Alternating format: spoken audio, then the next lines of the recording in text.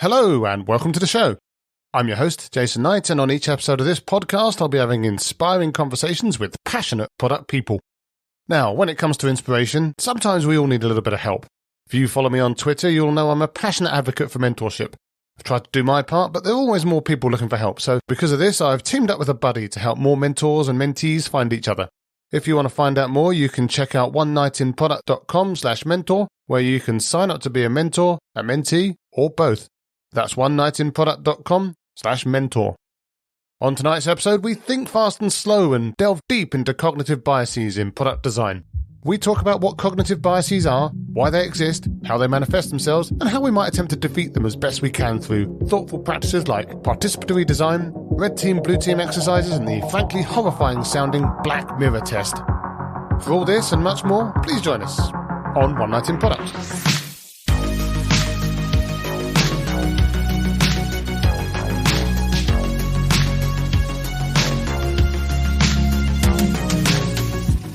So my guest tonight is David Thomas. David's a retired singer-songwriter, movie buff and former theatrical actor who says he once won a breakdancing contest, but now he's dusted himself down and moved into content strategy and experience design.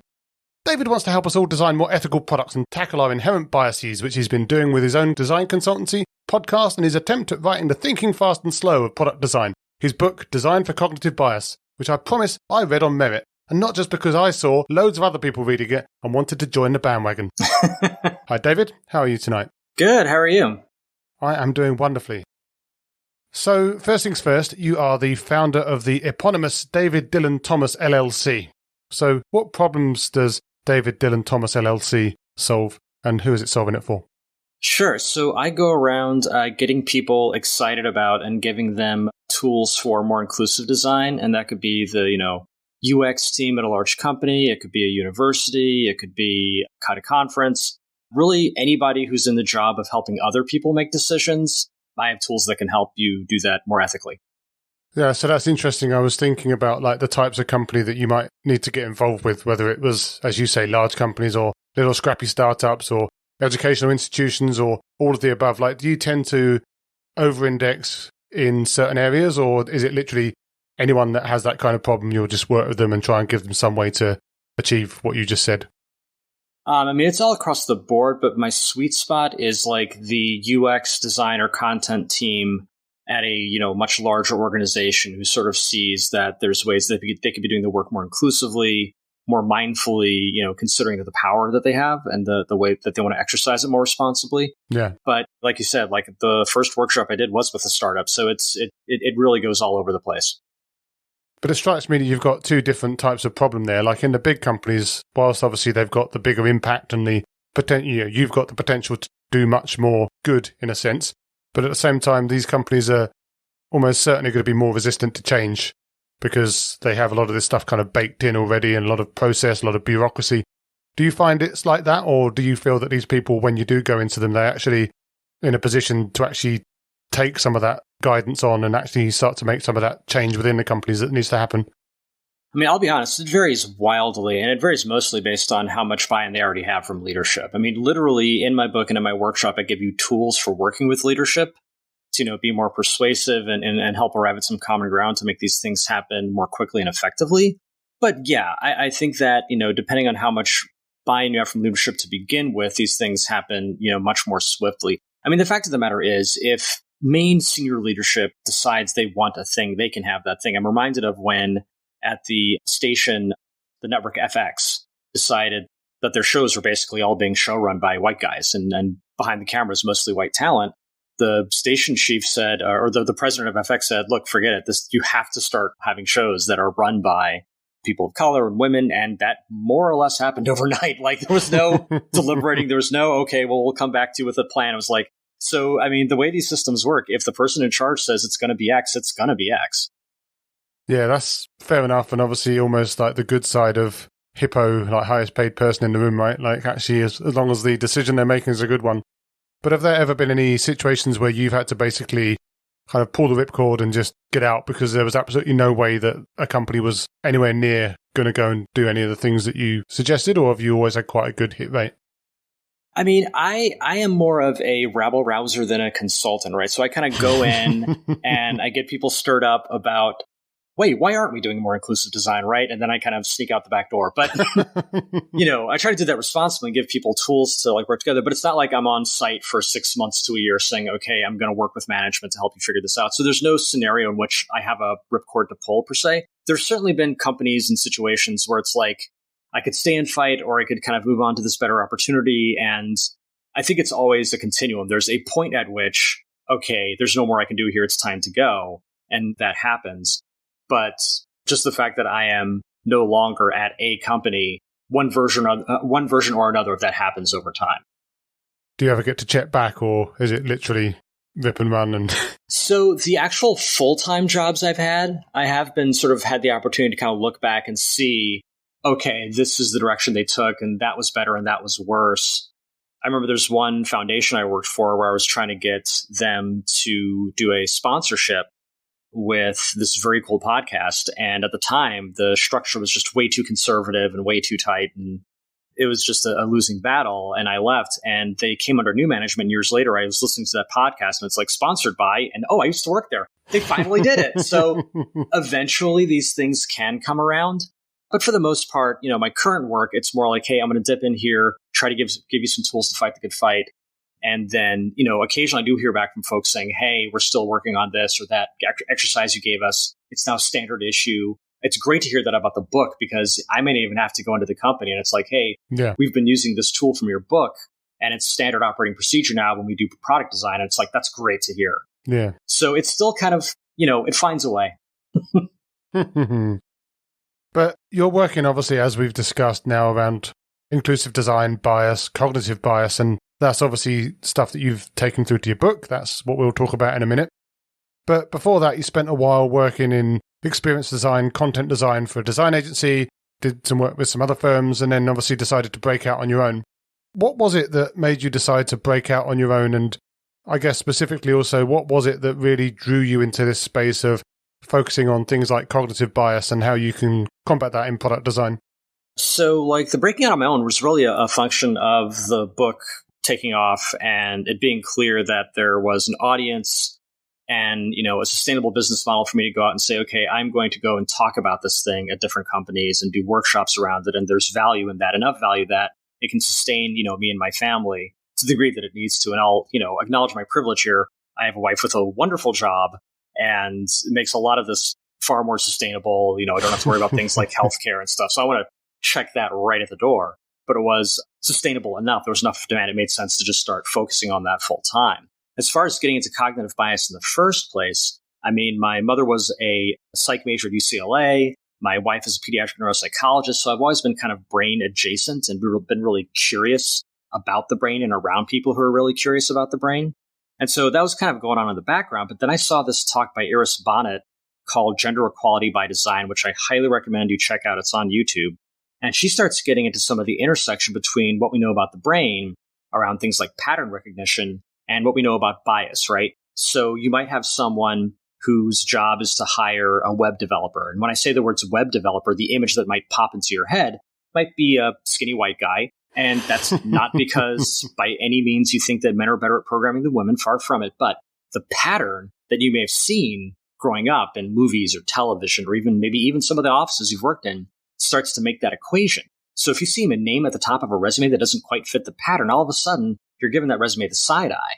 Yeah. So when I saw that something as terrible as racial or gender bias could occasionally come back to something as basic and, dare I say, as human as pattern recognition, I decided, okay, I need to learn everything I can about cognitive bias. Right. And I literally looked up on the Rational Wiki page of cognitive biases, one bias a day, and became the guy who would not shut up about cognitive bias, which I guess I still am. And my friends were like, Dave, please just get a podcast. And so that started me on the podcast, which eventually led to the book. And here we are. Yeah, that's really interesting. I think that for me, the idea that you're not in charge of your brain is always a really disappointing one, in the sense that your brain's, I think one of the most fascinating things that I've read, and I think I've read it before, but also in your book as well, is this idea that, for example, your brain will basically pretend that you made a decision that actually has been detected that you couldn't have thought about in the time that it took to make the decision, which is just mind-blowing, right? So, and the fact that you can kind of edit out old memories or edit what was good or what was bad in the past, and not just edit it because you did that on purpose and you're kind of lying to yourself, but you kind of know you are, but actually your brain's very explicitly lying to you about stuff. And it's kind of mind-blowing, no pun intended, like to think that your brain is basically lying to you about stuff all of the time. And I just think it's really interesting. So that must have been a fascinating journey. But did you have to like do any study around that above and beyond kind of doing the desk research that you kind of just talked about? Like, did you go on any courses? Did you do any certifications or anything? Or has it been very much a kind of taking it from the kind of the layman perspective? Yeah, I mean, I used no tools that were not available to me either via the web or books. So I didn't, well, the generous way of saying it is I didn't go into debt to learn any of this stuff. But I'll say this, it was validating to be talking about these things with people who did go into debt to learn these things, right? So people who are professional sociologists and social scientists. We actually did a technical review with a social scientist, a friend of mine, Dr. Erica France, PhD, brilliant woman. And I was waiting for her to kind of come back and say, okay, you totally got this bias wrong. This actually is total fiction. That study was discredited, blah, blah, blah, blah, blah. And, and instead, she had like one or two small notes, maybe clarify this thing here. I think maybe used the wrong word there.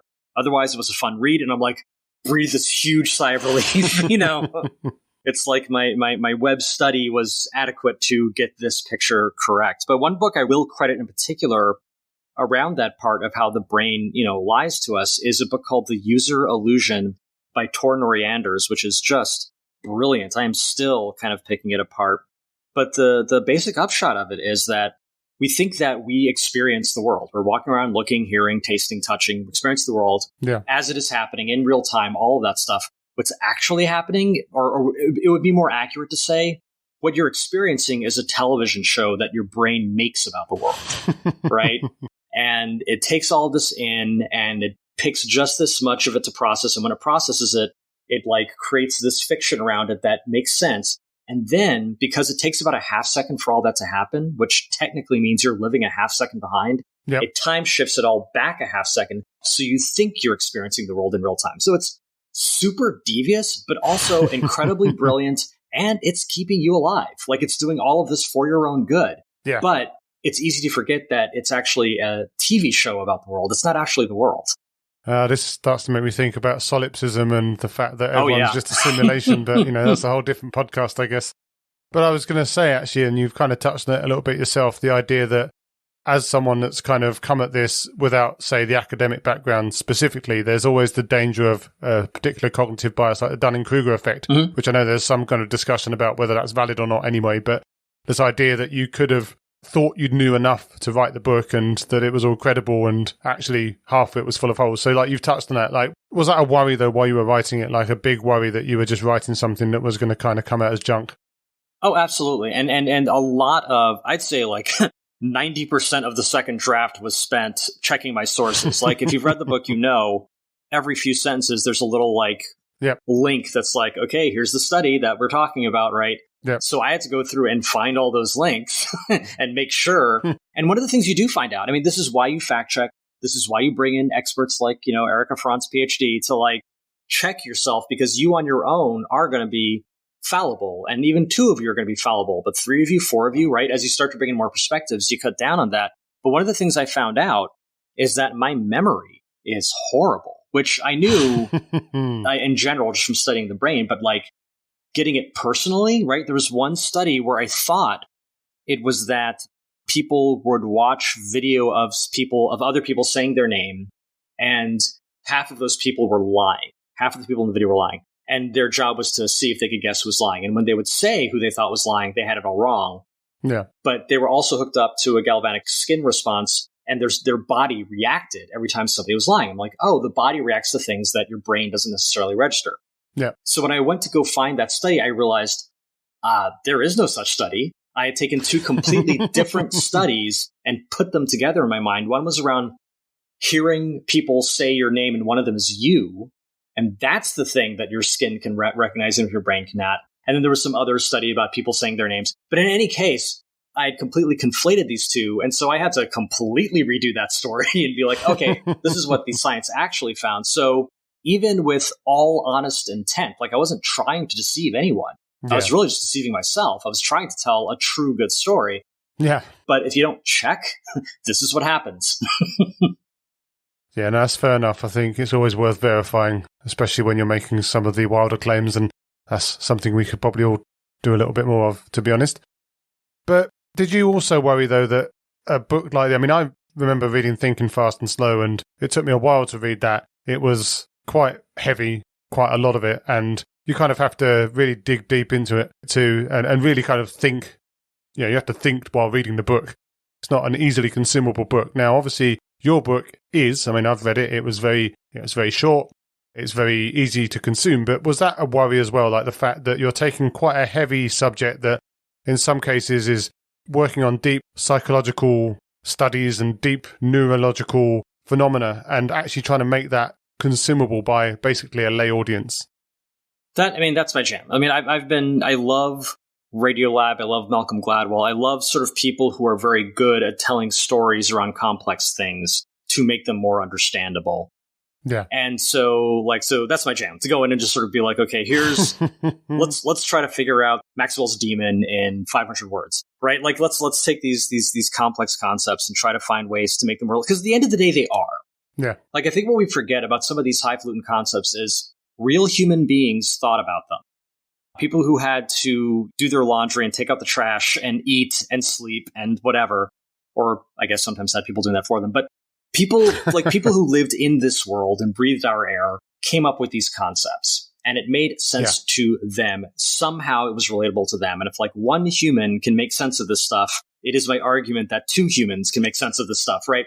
So it's like, what are the sort of human things that this comes back to? Because we rarely think of things that are not in some way fundamentally human, right? We don't wake up in the morning and think, what has absolutely nothing to do with me that I can think about, right? Like, so the odds are, if it's something that is meaningful, then it is meaningful, right? I can find the thing that this is really about. And that's kind of like, I think some of that comes from my content strategy background, where I'm trained to keep asking why.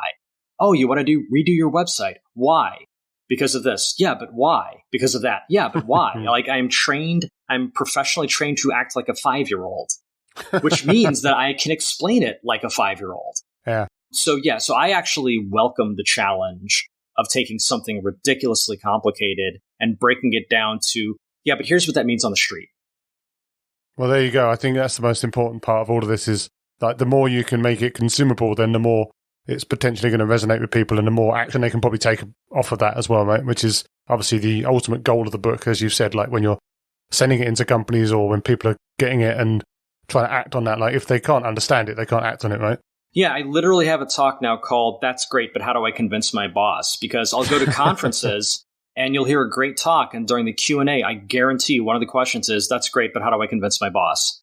And the fact of the matter is, like, you know, chapter 3 of my book is literally how do you convince your boss, because it's all about stakeholder biases. Yeah, well, let's talk about biases then, and hopefully get that into a form that all of my listeners, as intelligent as they are, can understand as simply as possible. Like, they all probably, and everyone probably has heard of cognitive biases and has an idea about what they think they are. But in your own words, what are cognitive biases and why do we have them?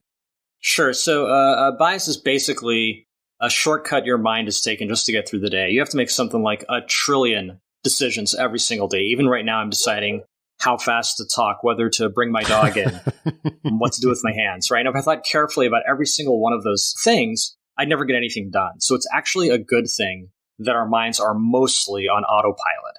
But sometimes the autopilot gets it wrong, and we call those errors cognitive biases. So a fun one might be illusion of control, where if you're playing a game where you have to roll a die, if you need a high number, you tend to roll the die really hard. Yeah. If you need a lower number, you tend to roll it really gently.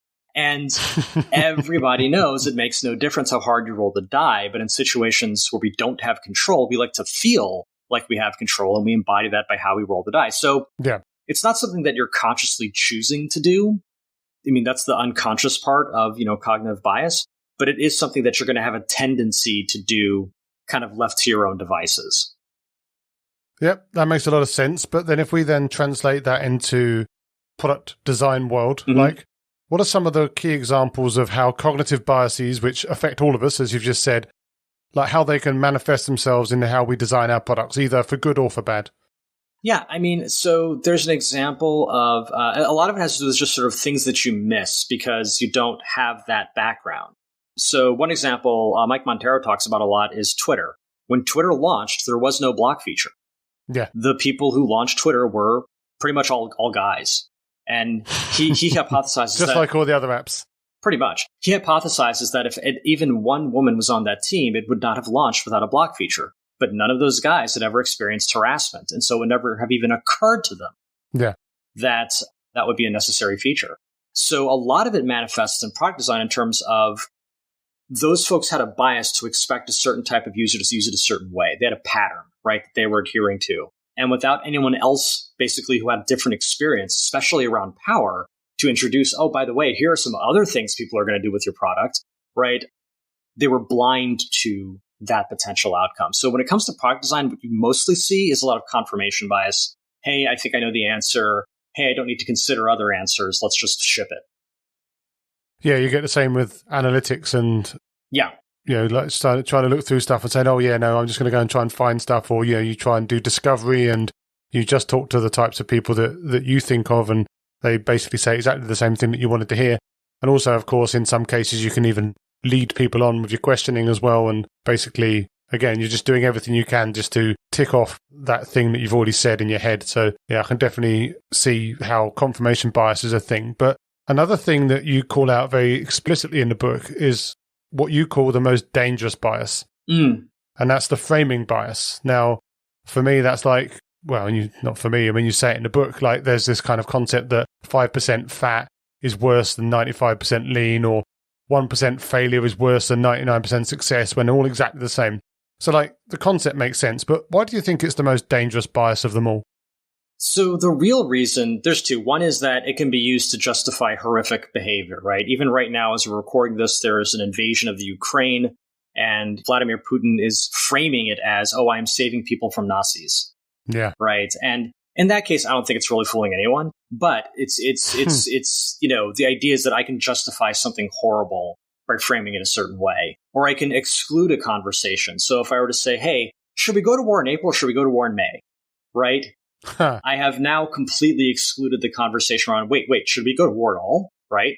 Yeah. And that happens all the time and leads to truly horrific outcomes. So there's that sense of it being the most dangerous bias. But the real reason I think it's the most dangerous bias, going back to our conversation earlier, we think that we walk into a situation and we decide what frame we want to put on that situation, right? So I hear about the war in the Ukraine and I'm going to put on my frame of pacifist and my frame of countries should be sovereign and blah, blah, blah. And then decide how I want to feel about that or what I want to do. The truth is, you were already wearing those glasses before you came in the room. Yeah. You do not decide any frames. You already have them on your head. You already have these fundamental assumptions you're making about any situation you're in. And you are blind to them and you will act on them without realizing you're already wearing those glasses. And that, to your point before, I mean, I find that terrifying that my brain is going to auto make these judgments. And I didn't even realize it made them. So I'll give you an example. When white interviewers are interviewing black applicants, typically they will sit further away and ask fewer questions. And if you were to ask any of those interviewers, hey, when you woke up this morning, were you thinking, oh, every time I have a black applicant, I'm going to sit further away and ask fewer questions? No. That was not what they woke up thinking. No. But their body has made that decision. And it's coming from a place, right? We can talk about the history that leads to that. But that is not something, that is a frame that basically says this person is dangerous. Yeah. Get them out of your office as fast as possible. That frame existed. They did not walk in the room and choose to put it on. It was there. That, to me, is what is so dangerous, because that kind of frame scales. Yeah. It's relatively hard for me to say, I'm going to fill every white interviewing position with someone from the Klan who explicitly hates black people. That's going to take a lot of effort. But for me to have media and narratives and history that makes it the default assumption that black people are dangerous, that scales beautifully. And I don't even have to instruct that white interviewer to give that black interviewee less of a chance. They're just going to do it without me trying. Like, there's something frighteningly elegant about that, right? Yeah, it reminds me of some of the implicit bias tests you see as well, where you get the kind of black face, white face, and then the good word, bad word, and they start to mix around which ones kind of associate with which and track your response times to see like whether your response to the kind of juxtaposition of the colour of the face and the type of the word, kind of what the variance is in that, and they can basically, or they claim to be able to detect implicit bias in there, which again, it's horrifying because, you know, you look at one of those results and you're like, well, holy crap, I was 0.1 millisecond slower on the black guys than the white guys or whatever, and that's, you know, you feel very bad about yourself. But I think you're completely right. The fact that it's kind of priced in, right? Like that's there. But I guess it's interesting to think like that's a really hard problem to solve, right? Like that's not something that your book can solve, or probably any book can solve. And it also feels like a thing that's going to take a very long time to solve, to like shift that underlying belief. I mean, how many generations do you think it's going to be before that starts to move away? Or do you think it's always going to be there because people are always predisposed to react better to people that look similar to them because of the biases that are built into their own brains? So I would say something like, with consistent, concerted effort, maybe 3 generations. Yeah. To get at that bigger scale. I mean, what you're dealing with is capitalism, right? The racial biases don't come from nowhere. They aren't for fun, right? No, they're there to serve a purpose. I would actually, if you're curious about this, I would recommend a book and a movie. I would recommend the book The Half Has Never Been Told, which is about the economic story of slavery in the U.S., and Exterminate All the Brutes, which is about just imperialism and colonialism just globally. Yeah. And both basically are different ways of saying racism is because capitalism makes it so, because it makes money, right? Just to put it in plain language, you can make a lot of money if you convince a lot of people to take other people's stuff and force them to work for free, right? And that is a whole lot easier with racism than trying to hire people and pay them what they're worth, you know? And the scale at which you do that doesn't go away. It creates narratives. It relies on narratives that just persist. Yeah. So narratives like, hey, black people are dangerous, you need to put them in chains. Hey, black people don't feel pain. Like, those narratives still persist today, even past when they were really useful, when you had to use them for free labor. So yes, that's why it's like generations and generations to kind of weed that out. And even to the point of you trust people that look like you. I think it's more, again, something you've been trained to do, because you also find people who are more comfortable in environments where there are lots of different kinds of people. Yeah. Right? Because they've been trained to see monoliths as dangerous. Yeah. So I think that's not a biological need so much as it is a socialized need. So even that, I think, can be overcome.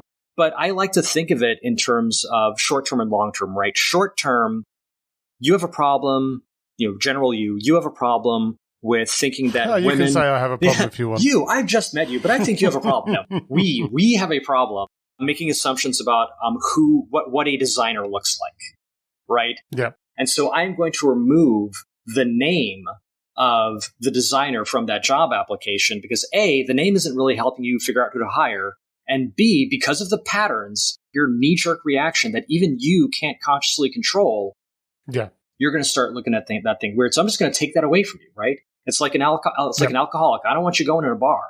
It's not that I don't trust you, or it's not that I don't think you're a good person. It's that you can't trust you.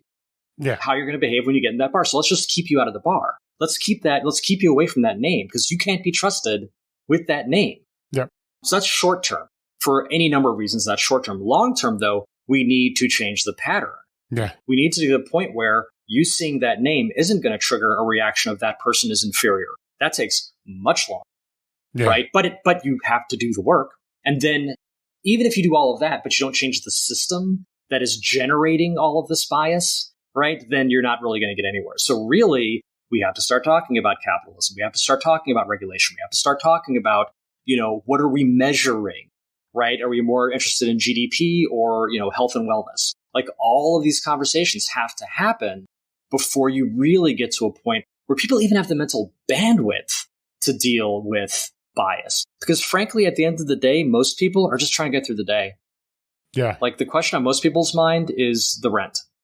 It's nice for me to write books about cognitive bias, but at the end of the day, if that doesn't help pay the rent, I don't know what I'm doing. Yeah, no, I think a lot of people are just kind of making their way. And I'm not even saying that that's a bad thing. Like you say, it's like people have to deal with what's in front of them, right? Yeah. And not everyone can look so far ahead because, again, exactly as you said. But one of the things that you call out in the book, which kind of seems related to that, is if we assume that there's this kind of system one reflexive thinking where people are making these snap judgments based on the weight of society and all of the biases that they've kind of inherited, either biologically, societally, or otherwise, then one of the things you recommend in the book is, and kind of taking it back to product design, is trying to slow them down a bit. Oh, yeah.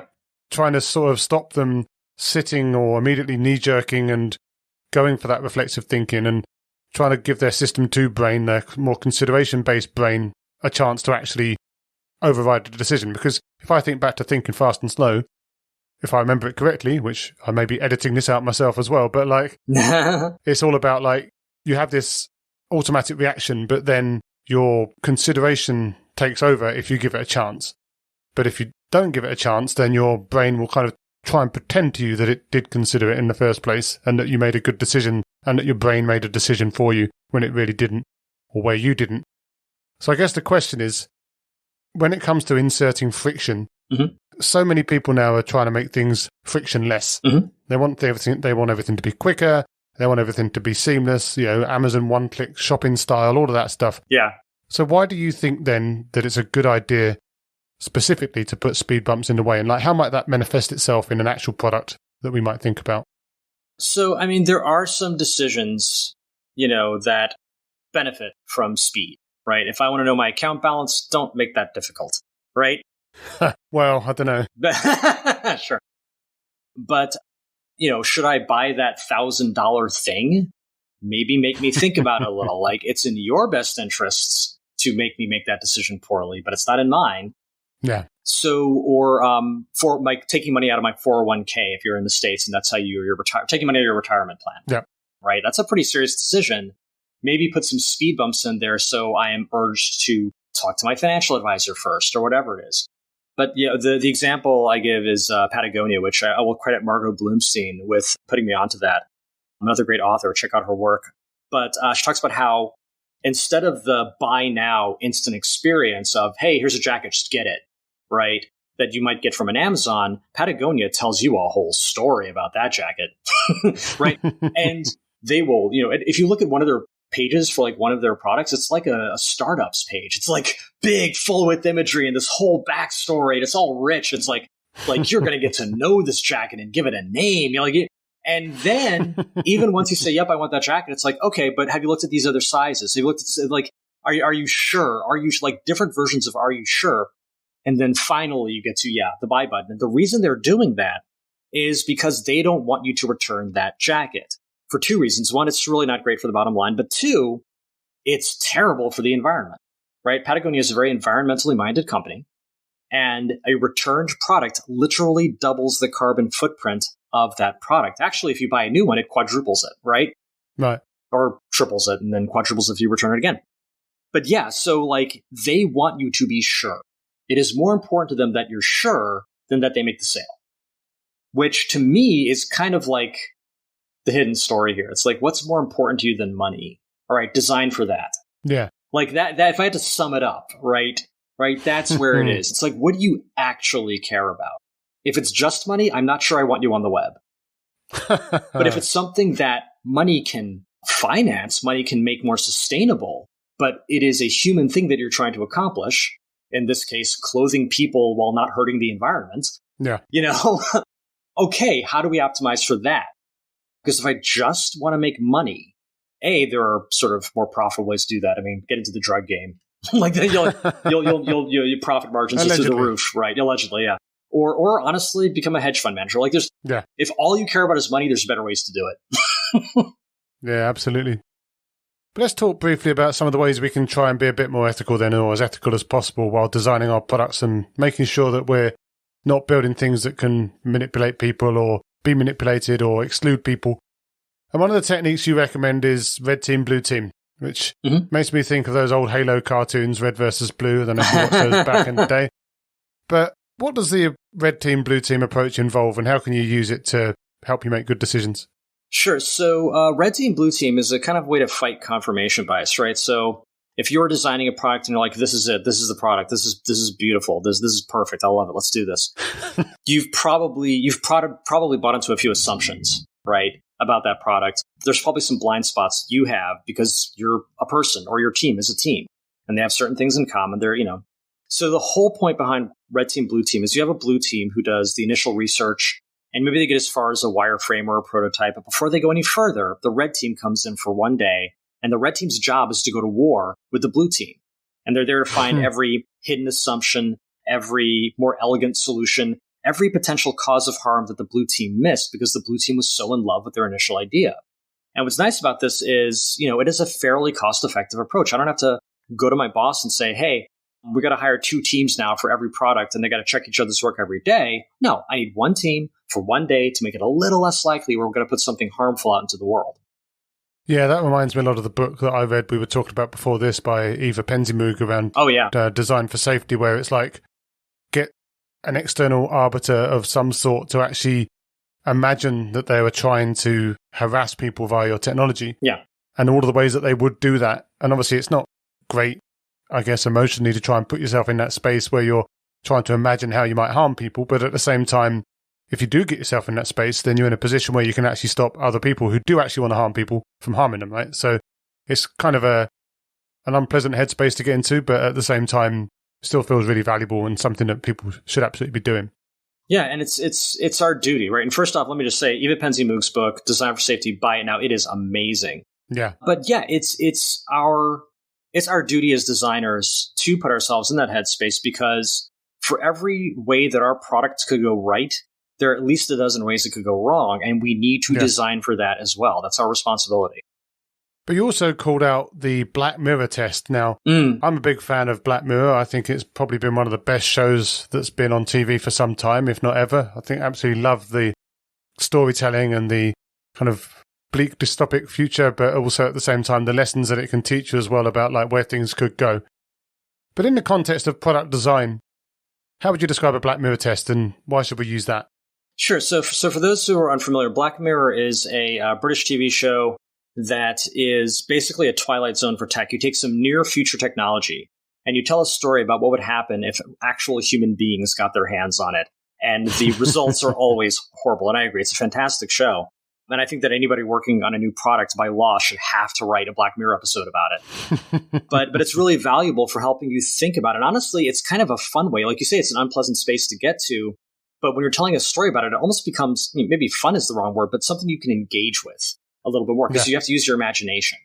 And so I have an exercise in my workshop where I say, okay, well, here's this fictional product. I want you to tell a story about that product, either intentionally or unintentionally resulting in harm for a member or members of society, right? And people, like I've done this workshop many times, and I have at least 2 seasons worth of Black Mirror stories now from that unofficial writer's room that are all just many, many, many, many different ways that if I were just to pitch you the product might not immediately occur to you, but as you just give it a minute to, like, again, slowing down, give it a minute to think about, well, how could this go wrong? Yeah. You realize there's tons of ways to exploit this. Yeah. One thing that came out of that, and this is some advice I'll give our listeners here, is like, if you are creating a product or service, make sure that you spend some time to think about 3 outcomes. How would a white supremacist use this? How would a misogynist use this? And how would someone use this to make money? Yeah. Right? Those are 3 things that I guarantee you will happen. I look at any product that's ever existed, and those 3 things have happened, right? Yeah. So do that work in advance to make it less likely or make it more difficult for that to happen. Yeah, that makes a lot of sense. And I'm also curious as to whether we can get some of those episodes to Charlie Brooker, since he's taken a bit of a break on Black Mirror. Maybe we can get kind of a fan series or something.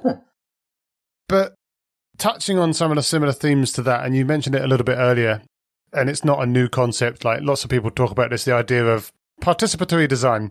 And the idea, of course, then that you're getting more than just those bunch of skinny white dudes into a room to build the products, and that you're actually bringing in extra voices, maybe underrepresented people into the room so that they can have a seat at the table and, as you put it earlier, sort of disrupt the power structure and make sure that all different types of voices are heard.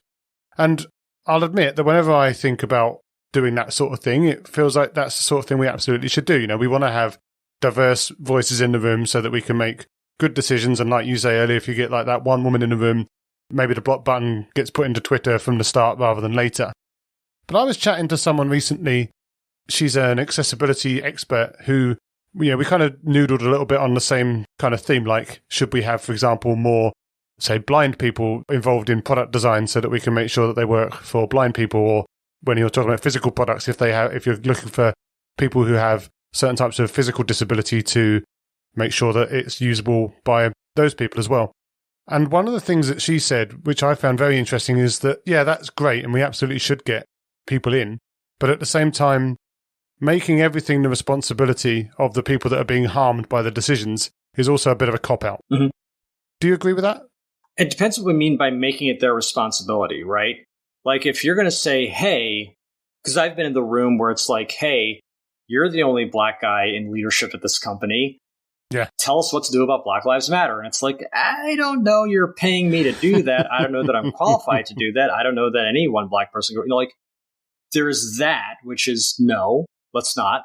Yeah. But then there's like, hey, it is this person's job to think about these things. It is this person's job to reach out to other people who understand these things. It is a profession, right? It is a body of knowledge that I have and a body of experience and really a set of biases. Like, when I talk about participatory design, what I am talking about is bringing in folks who are going to be impacted by a thing and giving them power over that thing, right? Yeah. Not saying, hey, thank you for your opinion, we're never going to talk to you again. But no, this design isn't actually finished until you say it is. Yeah. I mean, what I'm really talking about is democracy. Let's, just to be honest. But that, I have no beef with that. Again, assuming consent, assuming that it is this person wants that role, right? Yeah. And wants that control over their destiny, right? Because at the end of the day, I'll give you an example. There's some work that the city of Philadelphia did with the Office of Homeless Services to improve the intake process for people experiencing homelessness. And the folks who are, when you do participatory design, one of the first things you do is draw a power map. And you say, who is least impacted by this, doesn't care, who is most impacted by this, and cares a lot.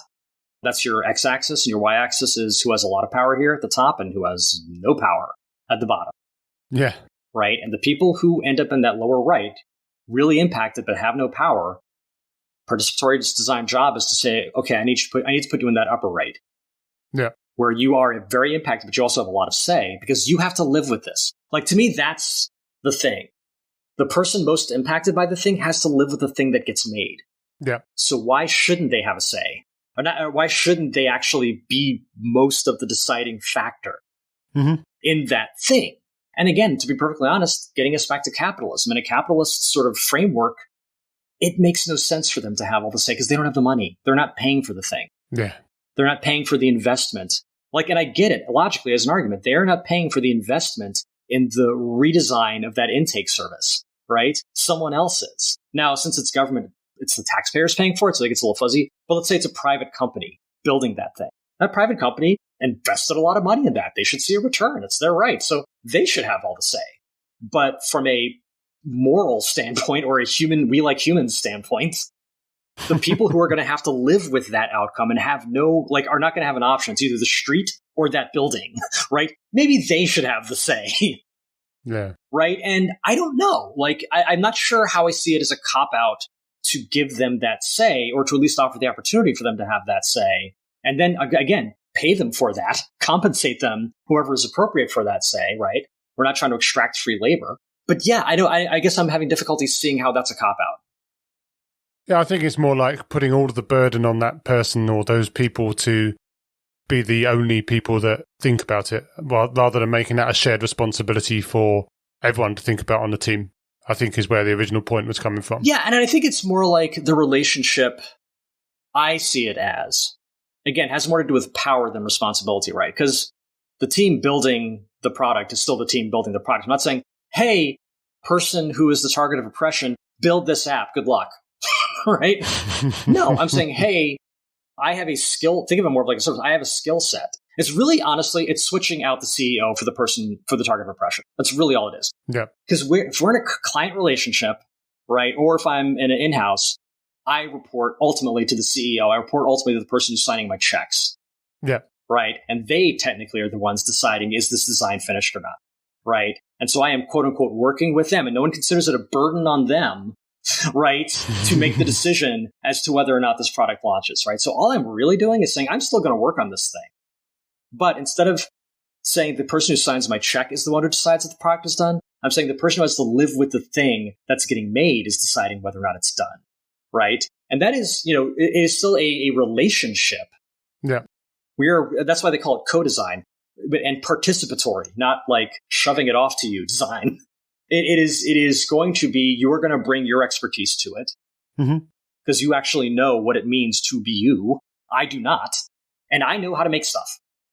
Right? So we're going to work together and do a thing.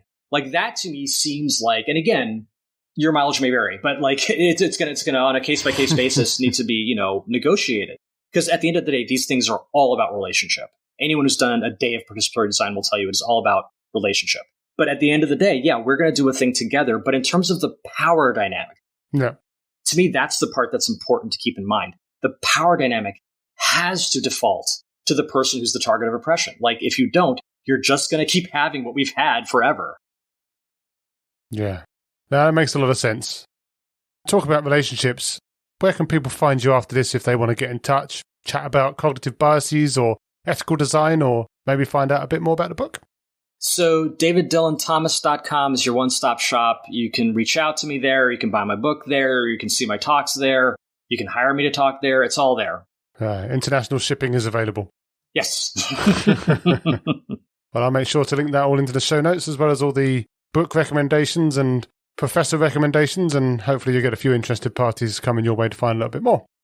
Well, that's been a fantastic chat, and obviously really grateful for your time discussing very interesting and very important topic. Hopefully we can stay in touch. But yeah, as for now, thanks for taking the time. Thank you. It's been a pleasure. As always, thanks for listening. I hope you found the episode inspiring and insightful. If you did, again, I can only encourage you to pop over to onenightinproduct.com, check out some of my other fantastic guests, sign up to the mailing list or subscribe on your favourite podcast app, and make sure you share with your friends so you and they can never miss another episode again. I'll be back soon with another inspiring guest, but as for now, thanks and good night.